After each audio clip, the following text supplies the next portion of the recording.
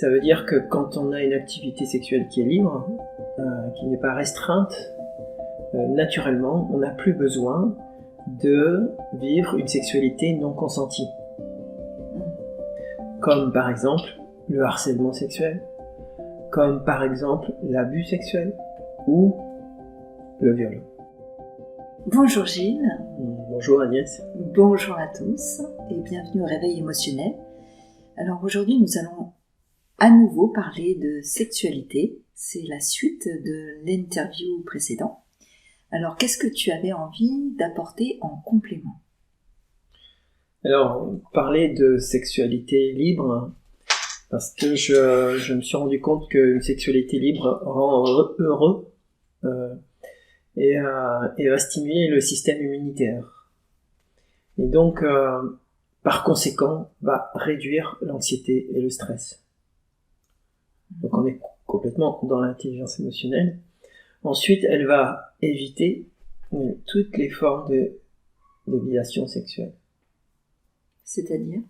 Ça veut dire que quand on a une activité sexuelle qui est libre, qui n'est pas restreinte, naturellement, on n'a plus besoin de vivre une sexualité non consentie. Comme par exemple le harcèlement sexuel, comme par exemple l'abus sexuel ou le viol. Alors, est-ce que tu peux définir déjà ce qu'est une sexualité libre ?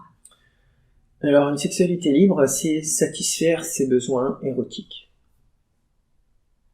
C'est vivre les 3 axes principaux de la relation intime. En tout cas, pouvoir vivre profondément les 3 axes de la relation intime. Ces 3 axes, c'est quoi ? Le premier axe, c'est l'amitié. C'est-à-dire entretenir une relation d'amitié avec la personne. Le deuxième axe, c'est l'amour. Avoir une relation d'amour, aimer la personne avec laquelle on est. Et le troisième, c'est avoir une relation sexuelle, une sexualité avec cette personne. Et il ne s'agit pas d'avoir systématiquement les 3 axes de la relation intime, mais plus ces axes sont nourris et plus la relation sexuelle est bénéfique et libératrice pour la personne. Ok. Voilà, je prends l'exemple d'une personne une femme qui a été violée dans sa jeunesse et qui est devenue frigide. Et la seule manière d'arriver à libérer cette frigidité, c'est de libérer la peur qui est associée. Et de cette façon, cette expérience devient un souvenir et non plus une inhibition dans sa vie sexuelle.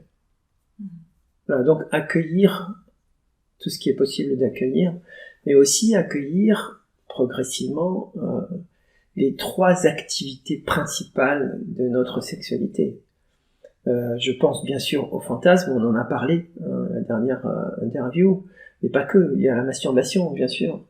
La masturbation qui fait beaucoup écrire sur le sujet puisque on la considère plus ou moins naturelle alors qu'en fait c'est une activité qui est complètement naturelle qui permet à un adolescent de préparer sa vie sexuelle avec une autre personne. Donc c'est complètement naturel. Que ce soit seul ou avec son conjoint, c'est une activité qui est naturelle. Et ensuite bien sûr la relation sexuelle elle-même. Donc voilà les comment accueillir et vivre cette sexualité libre.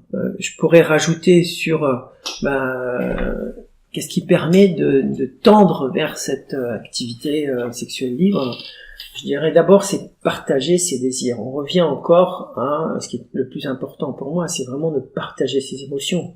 En général, que ce soit du désir, que ce soit du plaisir avec l'autre, ou que ce soit de l'amour, c'est ne pas hésiter à partager. Quand vous aimez quelqu'un, de dire que vous aimez cette personne, c'est libérateur. C'est aussi important que de parler de sa peur, de sa colère, de sa tristesse. Donc, en intelligence émotionnelle, on sait qu'il n'y a pas d'émotions positives, d'émotions négatives. Ça, c'est un autre aspect qu'on abordera peut-être plus profondément un jour. Mais c'est toujours partager ses émotions, quelles qu'elles soient. Ensuite, c'est considérer, comme je disais, la masturbation comme naturelle. Et enfin, c'est accueillir ses limites aussi et faire confiance à son corps. Si par exemple son corps dit non à une activité sexuelle, écoutez vraiment le corps et écoutez ses raisons. Parce que le corps, comme les émotions, est intelligent. Il y a une autre forme d'intelligence, mais il a une intelligence qui est beaucoup plus pertinente pour des situations, pour des difficultés physiques que notre mental. Je prends un exemple simple d'un homme qui a des difficultés à être en érection. C'est un homme qui, je pense à un client à moi qui a ressenti beaucoup de colère par rapport à sa mère, et cette colère l'inhibait dans son érection. Et du coup, le jour où il a libéré cette colère, il n'avait plus de problème d'érection dans ses relations. Voilà comment, si nous abordons les difficultés sexuelles à travers nos émotions, nous pouvons les régler avec tellement de simplicité. Tellement de simplicité. Et essayer de le faire avec le mental, ça demande beaucoup, beaucoup plus de temps, beaucoup plus d'efforts. Voilà. Ok, merci Gilles. Alors s'il y avait une chose à retenir, ça serait quoi ?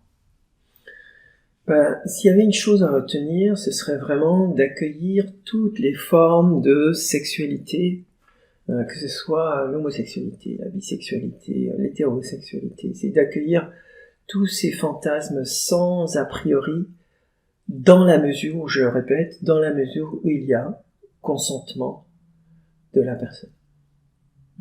Ok, merci Gilles. Si tu aimes cette vidéo et que tu veux nous encourager à continuer, nous t'invitons à t'abonner à la chaîne, à liker l'épisode et à laisser un commentaire pour nous donner ton avis. Tu peux aussi partager cette vidéo avec ton entourage si tu penses que ça peut les intéresser. Si tu as envie d'aller plus loin, Gilles propose des trainings et coachings en intelligence émotionnelle. Retrouve toutes les informations sur le site odyssemotion.com.